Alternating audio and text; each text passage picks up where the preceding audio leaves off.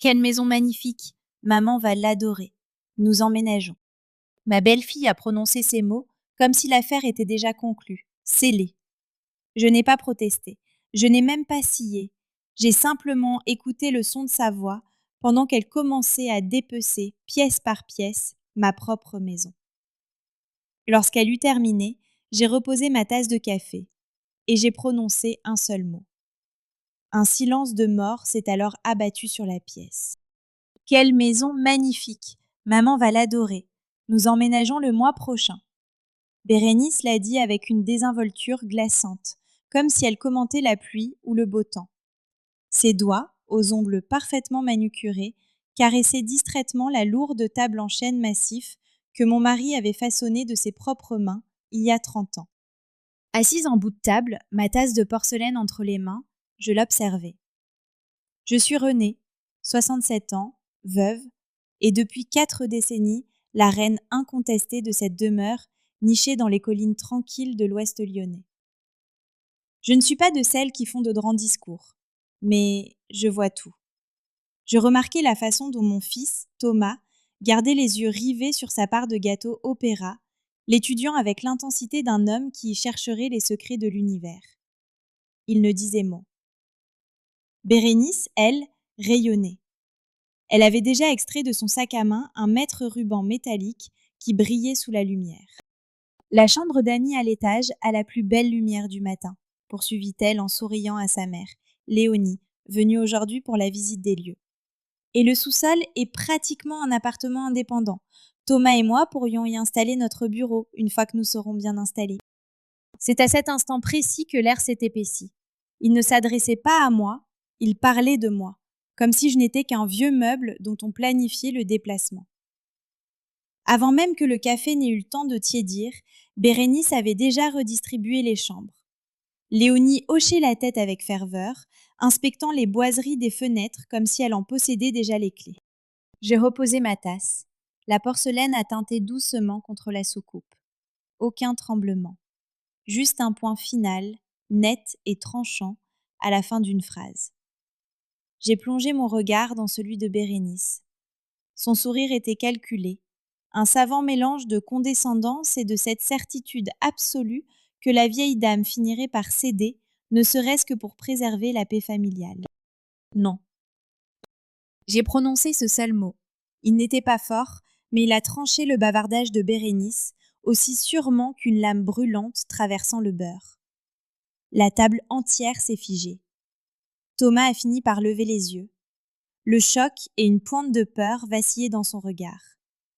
Bérénice a cligné des paupières, comme si son cerveau refusait de traiter l'information. Elle ignorait que ce n'était que le début. « Pardon, René ?» a fini par lâcher Bérénice après une longue minute d'un silence insoutenable. Elle a poussé un petit rire sec, artificiel, pour masquer son irritation. « Vous avez du mal comprendre. Cet endroit représente beaucoup trop d'entretien pour vous toute seule. Nous voulons simplement vous aider. » Je me suis adossée au dossier de ma chaise. Je t'ai parfaitement comprise, Bérénice. Tu viens de décider de la répartition des pièces de ma maison, et ma réponse est non. Léonie ne viendra pas vivre ici, et vous non plus. Thomas s'est raclé la gorge, nerveux. Maman, allons. Bérénice part d'un bon sentiment. La maison est immense, et ses escaliers ne vont pas devenir plus faciles avec le temps. La même rengaine éternelle. Une fausse sollicitude masquant une pure convenance. Ils voulaient se débarrasser du loyer de leur appartement au centre-ville et me refourguer la charge de Léonie. Je suis en excellente forme, Thomas. Je nage tous les matins et j'entretiens le jardin moi-même, ai-je répondu avec une tranquillité de marbre. J'ai jeté un regard à Léonie, soudainement fascinée par les motifs du papier peint dans le couloir. Les invités sont toujours les bienvenus, mais c'est moi qui choisis qui vit ici. Et pour le moment, je choisis le silence et la paix qui semblent tant vous effrayer, plutôt que cette prétendue compagnie. Le visage de Bérénice s'est durci. Le masque de la belle-fille dévouée venait de glisser. « Nous avons déjà résilié le bail de maman à Cannes, » a-t-elle sifflé. « Elle arrive dans 2 semaines. Où est-elle censée aller ?» C'était là son erreur fatale. Croire qu'elle pouvait me forcer la main en me mettant devant le fait accompli. Je me suis levée et j'ai commencé à débarrasser les assiettes à dessert. mes gestes lents, mesurés, implacables. Il y a d'excellentes résidences pour seniors dans les environs, ai-je murmuré en remplissant le lave-vaisselle. Je me ferai un plaisir de t'en imprimer la liste, mais personne ne prendra de mesures dans cette maison aujourd'hui. Bérénice serrait l'anse de son sac à main à s'en faire blanchir les jointures. Elle sentait son plan s'écraser contre un mur de briques, mais elle n'était pas du genre à capituler si vite. La semaine suivante, Bérénice a changé de stratégie. Au lieu d'exiger, elle est passée à l'action. Le mardi, elle est apparue sur le pas de ma porte, flanquée de 2 énormes cartons. « Juste quelques affaires de maman arrivées par la poste », a-t-elle lancé en me dépassant pour s'engouffrer dans l'entrée. « Ça peut rester au sous-sol quelques jours, le temps qu'on trie tout ça. » Je l'ai regardée déposer lourdement les cartons près du porte-manteau. Elle n'a pas attendu ma permission. Elle traitait déjà ma maison comme son garde-meuble personnel. Thomas n'était pas là, fort opportunément retenu au travail, esquivant la tempête comme à son habitude. En partant, Bérénice m'a décoché un petit sourire triomphant, persuadée que si elle arrivait à glisser un pied dans l'embrasure, le reste du corps suivrait. J'ai attendu que sa voiture disparaisse au coin de la rue. Je ne suis pas du genre à crier ou à faire des esclandres. Je suis du genre à maintenir l'ordre. Je suis allée au garage, j'ai pris le diable et j'ai roulé ces lourds cartons remplis de vaisselle et de vêtements directement dehors, sur le porche, sous le petit auvent pour qu'ils ne prennent pas l'eau en cas d'averse. Puis, j'ai envoyé un bref SMS à Thomas. « Bérénice a laissé des cartons ici, ils sont dehors. Merci de venir les récupérer avant ce soir, ils annoncent de la pluie. » Aucune accusation, aucune longue explication, juste un rappel cristallin de ce qui appartenait à qui. 2 heures plus tard, Thomas appelait, la voix tendue. « Maman, tu ne peux pas faire ça, c'est un manque de respect envers Léonie. »« Thomas, ai-je répondu d'une voix égale. Ce qui est un manque de respect, c'est d'utiliser ma maison comme entrepôt sans me le demander. J'ai dit non, et cela vaut autant pour les personnes que pour les cartons. » Ce soir-là, Thomas est venu seul.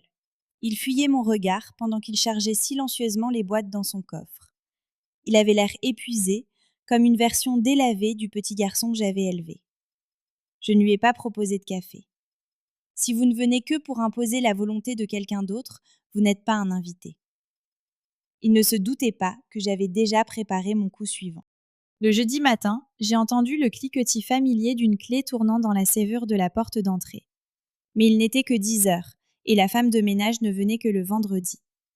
J'ai avancé dans le couloir pour voir Bérénice pousser grandement la porte, 2 sacs en bandoulière. Je me suis dit que j'allais t'aider à débarrasser un peu le sous-sol, a-t-elle déclaré sans même me regarder, se dirigeant tout droit vers l'escalier. On a besoin de place en bas pour la machine à coudre de maman. Elle agissait comme si notre conversation de dimanche n'avait jamais eu lieu. C'était une provocation délibérée, un test pour voir jusqu'où elle pouvait aller. J'ai attrapé son bras, sans violence, mais avec une fermeté qui l'a stoppé net. « Bérénice, donne-moi cette clé. » Elle a ri, nerveusement. « Quoi ? Mais pourquoi ? Thomas me l'a donnée pour les urgences, au cas où il t'arriverait quelque chose. »« Ceci n'est pas une urgence, ai-je tranché. C'est une intrusion. Donne-moi la clé, maintenant. » Ses yeux ont lancé des éclairs. « Tu es d'un égoïsme monstre, René. Tu trônes ici sur ton château pendant que ta famille se noie. Léonie n'a personne. » Elle a jeté violemment la clé sur la console de l'entrée et a tourné les talons. J'ai entendu le moteur rugir et les pneus crisser sur le gravier. Je n'ai pas perdu de temps à appeler Thomas pour me plaindre. J'ai ouvert l'annuaire et j'ai contacté un serrurier du quartier. 1 heure plus tard, le barillet de la porte d'entrée était changé. L'homme m'a tendu 3 clés neuves. Une pour moi, une de secours dans mon coffre-fort et la 3e que je gardais précieusement. Ensuite, je me suis rendue à la banque. Depuis les années d'études de Thomas, je versais chaque mois une somme généreuse pour aider avec les petits-enfants. De quoi payer de belles vacances, des activités et leur offrir une respiration financière. Je n'ai pas coupé les vivres, mais j'ai changé la destination. Désormais, l'argent irait directement sur une assurance vie au nom de Clément et de Sophie, bloquée jusqu'à leur majorité. Si Bérénice croyait que ma maison et mon argent étaient son plan retraite personnel, elle avait très mal calculé son coût. Le 1er du mois suivant, mon téléphone a sonné sur les coups de midi. Cette fois, ce n'était pas Thomas, c'était Bérénice, et sa voix avait perdu toute sa prétendue supériorité. Elle était stridente. René, qu'est-ce qui se passe avec l'argent des enfants? Il n'est pas sur notre compte. Nous les avons déjà inscrits au camp de vacances. J'étais assise dans ma véranda, observant les mésanges picorer les graines. L'argent est en sécurité, Bérénice, ai-je dit avec calme. Il est placé sur un compte épargne pour Clément et Sophie. Je veux m'assurer qu'il servira directement à leur avenir quand ils seront plus grands. Mais on en a besoin maintenant, a-t-elle presque hurlé. Tu n'as aucune idée de la vitesse à laquelle la vie augmente. Je sais exactement à quel point la vie est chère, ai-je rétorqué. C'est précisément pour cela qu'il est important que Léonie gère son propre budget de retraite au lieu de compter sur un loyer gratuit sous mon toit. Si vous avez des problèmes d'argent, penchez-vous sur vos propres dépenses au lieu d'essayer de faire main basse sur ce qui m'appartient. Un long silence s'est étiré à l'autre bout du fil. Je pouvais presque entendre les rouages tourner dans l'esprit de Bérénice, cherchant désespérément un nouvel angle d'attaque. Elle avait toujours tenu pour acquis que mon argent et ma maison formaient un tout, une ressource qui lui était due. Elle réalisait maintenant que je tenais les rênes avec une poigne de fer. « Tu n'as pas le droit de faire ça », a-t-elle fini par cracher, la voix plus basse, chargée de venin. « Nous sommes ta famille. » La famille respecte les frontières, Bérénice. Tu ne respectes que tes propres désirs. Tant que tu traiteras ma maison comme la tienne, je garderai mes finances hors de ta portée. J'ai raccroché. Je ne me sentais pas coupable, je me sentais légère. Cette maison résonnait de rire quand mon mari était en vie. Il aurait voulu que je la protège. Je suis allée à la cuisine et je me suis préparé un café coulé, noir, comme toujours. Je savais qu'ils enverraient Thomas en première ligne. C'était leur dernière carte. Mais Thomas ne me connaissait plus aussi bien qu'il le pensait. C'est un samedi soir que Thomas s'est présenté à l'improviste. Il a essayé son ancienne clé dans la serrure. À travers la vitre, je l'ai vu froncer les sourcils devant le nouveau barillet, tournant et retournant le métal jusqu'à ce qu'il se résigne à sonner. Il avait l'air perdu, comme un petit garçon qui aurait oublié le chemin de la maison. J'ai ouvert, mais je l'ai laissé sur le seuil. « La clé ne marche plus », a-t-il dit d'une voix morne. J'ai fait changer les serrures après que Bérénice s'est invitée sans prévenir, ai-je expliqué. Entre Thomas, mais on va parler dans la cuisine. Nous sommes assis l'un en face de l'autre, exactement comme lorsqu'il faisait des bêtises à l'école. Sauf qu'aujourd'hui, il avait 40 ans et les tempes grisonnantes. Maman, Bérénice est à bout de nerfs. Léonie est assise sur ses valises et on lui avait promis une place ici. Pourquoi es-tu si dure? Je l'ai fixé longuement. As-tu promis cela, Thomas? Ou est-ce Bérénice qui l'a promis? Et tu as simplement hoché la tête parce que c'était moins fatigant que de dire non. Il a détourné les yeux. C'était ma réponse. Tu es mon fils et je t'aime, ai-je repris. Mais cette maison, c'est ma vie. Ton père est mort ici. Mes souvenirs sont incrustés dans chaque mur. Si Léonie emménage, ce n'est plus mon foyer. Cela devient une colocation où je jouerai les gouvernantes non rémunérées. Elle t'aiderait, a-t-il protesté. Mais ça sonnait faux. Elle prendrait le contrôle, Thomas. Tout comme Bérénice essaie de prendre le contrôle de mes comptes. J'ai déplacé l'argent des petits-enfants pour qu'ils ne soient pas engloutis dans des frais de déménagement. C'est mon droit. Thomas a poussé un lourd soupir. Bérénice dit que si tu ne cèdes pas, on viendra moins souvent. Elle ne veut pas que les enfants baignent dans ce genre d'énergie négative. Es-tu sérieusement en train de me faire du chantage avec mes propres petits-enfants, Thomas? Ma voix s'est glacée. Réfléchis bien à ce que tu vas dire, parce que si tu coupes les ponts, cela ne changera rien à ma décision pour la maison. Cela signifiera juste que tu perds une vieille femme qui a toujours été là pour toi. Il a dégluti difficilement. Il savait que je ne bluffais pas. Après cette discussion, ce fut le silence radio pendant 2 semaines. Une période étrange. Le calme que je chérissais d'habitude me pesait un peu plus, mais j'ai tenu bon. Je n'ai rien changé à ma routine. Je taillais mes rosiers, je jouais au bridge avec mon amie Hélène, et je lisais dans le vieux fauteuil de mon mari, le soir venu. Un après-midi, j'ai aperçu une voiture dans l'allée. C'était Léonie. Elle était seule, assise au volant, regardant fixement la maison. Je ne suis pas sortie. Je l'ai observée derrière le voilage. Au bout de 10 minutes, elle est sortie, s'est approchée de la clôture et a caressé le bois du bout des doigts. Elle n'avait pas l'air d'une conquérante. Elle avait l'air d'une femme, comprenant que son monde s'effondrait. J'ai ouvert la porte et me suis avancée sur le perron. « Bonjour, Léonie. » Elle a sursauté. « Oh, Renée, je voulais juste voir si vous étiez là. Bérénice m'avait dit que vous étiez souffrante. »« Je me porte à merveille, » ai-je dit doucement. « Voulez-vous entrer, prendre un thé ?» Elle a hésité, puis a hoché la tête. Nous nous sommes assises dans la cuisine. Pas de gâteau cette fois, juste du thé. « Bérénice m'avait dit que vous étiez en train de vider la maison pour moi, » a murmuré Léonie, les yeux fixés sur ses mains. « Alors Bérénice a menti, » ai-je répondu sans amertume. « Je ne viderai jamais cette maison et je ne prends pas de colocataire. Je lui ai dit dès le premier jour. » Léonie a expiré bruyamment. Elle m'avait dit que c'était vous qui le demandiez pour ne plus être si seule. J'ai rendu mon appartement, Renée. J'ai presque tout vendu. J'en suis sincèrement désolée, mais c'était la décision de Bérénice, pas la mienne. Vous devriez commencer à chercher un nouvel endroit sans attendre. Il y a une très belle résidence pour seniors près du parc. Ils ont des places. À cet instant précis, Léonie a compris. Bérénice ne cherchait pas à aider sa mère. Elle cherchait à mettre la main sur ma maison et mon héritage. Léonie n'était que le cheval de Troie. « C'est ma fille !» a dit Léonie d'une voix brisée. « Et Thomas est mon fils » ai-je répondu. « Mais c'est nous les mères. C'est à nous de décider comment nous voulons vivre, pas à eux. » Quand Léonie est partie, elle paraissait plus vieille, mais étrangement plus résolue. Elle savait qu'elle ne trouverait pas refuge ici, mais elle avait peut-être trouvé une alliée dans la vérité.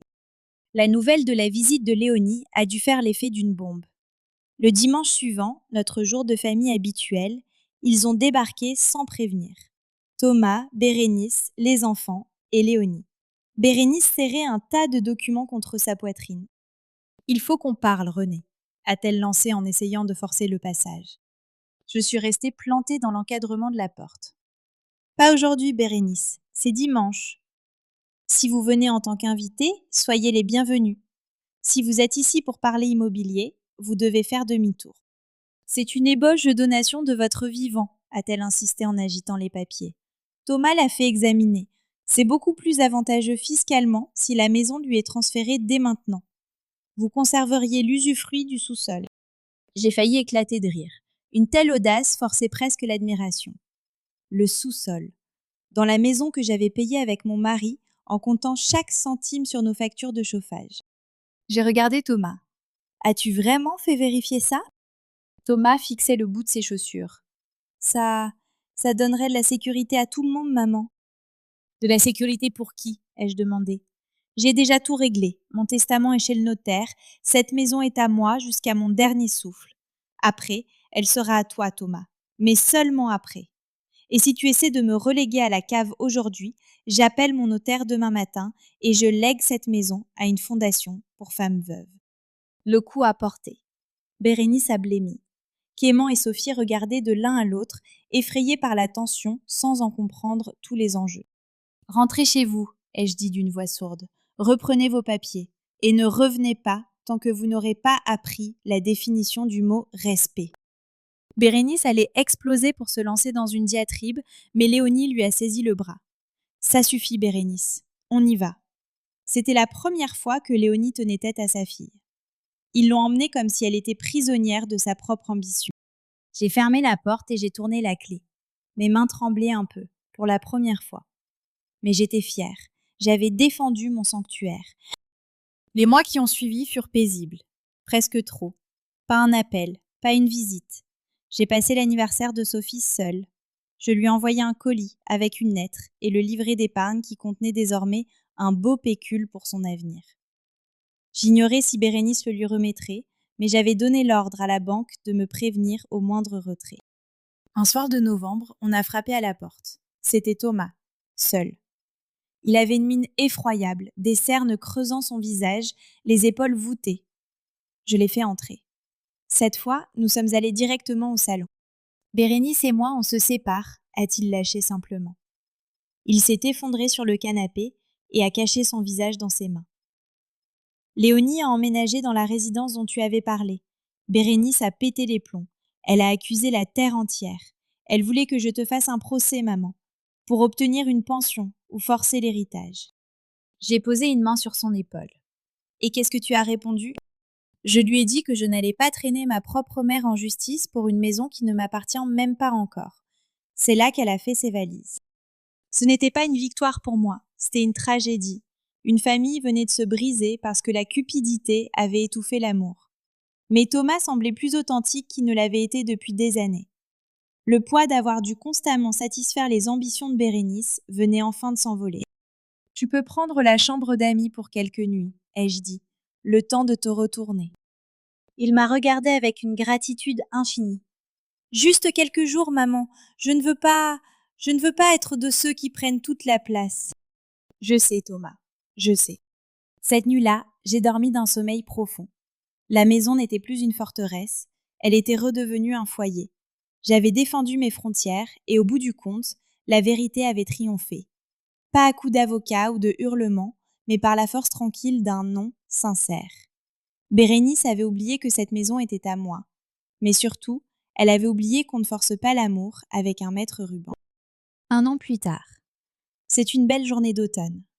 Les feuilles du vieux chêne dans le jardin flamboient d'or et de pourpre. Je suis assise sur le banc que mon mari et moi avions installé, regardant Clément et Sophie jouer dans les tas de feuilles mortes. Thomas est dans la cuisine, en train de préparer le déjeuner. Il a pris un petit appartement en ville, mais il vient un week-end sur 2 avec les enfants. Nous avons une nouvelle règle. Nous nous disons tout, avec une franchise absolue. Pas de sous-entendu, pas de plan caché. Bérénice voit toujours les enfants régulièrement, mais elle ne met plus un orteil sur ma propriété. C'est le prix à payer. Elle envoie des messages brefs et froids pour fixer les heures, et cela me convient parfaitement. Léonie passe boire un café de temps en temps. Nous ne sommes pas des amis intimes, mais nous partageons cette compréhension silencieuse de celles qui vieillissent et qui regardent leurs enfants faire des erreurs. J'ai gardé ma maison, j'ai gardé ma dignité, et j'ai prouvé à mon fils que la véritable force ne consiste pas à écraser les autres. Elle consiste à refuser de se laisser écraser. Hier, Sophie m'a demandé « Mamie, pourquoi tu as mis autant de verrous sur les portes ?» J'ai souri et j'ai repoussé une mèche de ses cheveux. Pour que seules les personnes vraiment invitées puissent entrer, mon ange. Je suis Renée, j'ai 68 ans aujourd'hui, je bois toujours mon café noir. Je dors toujours du côté gauche du lit, un lit qui me paraît un peu trop grand depuis que mon mari est parti. Mais chaque matin, quand je me lève et que je marche dans les couloirs, je ressens cette certitude absolue. Chaque mètre carré est à moi, chaque mur, chaque photographie, chaque rayon de soleil qui traverse les vitres que je nettoie moi-même. Un non prononcé au bon moment n'est pas de l'hostilité, c'est le respect de soi. Ma maison est bien plus que des briques et du mortier. C'est la promesse que je me suis faite de ne jamais devenir invisible sous prétexte que j'ai vieilli. Je lève les yeux vers la fenêtre de l'étage. La maison est solide, tout comme moi. Et c'est la sensation la plus exquise au monde. La voix la plus forte n'est pas toujours celle qui gagne le contrôle. Parfois, la victoire appartient simplement à celle qui sait exactement quand dire non.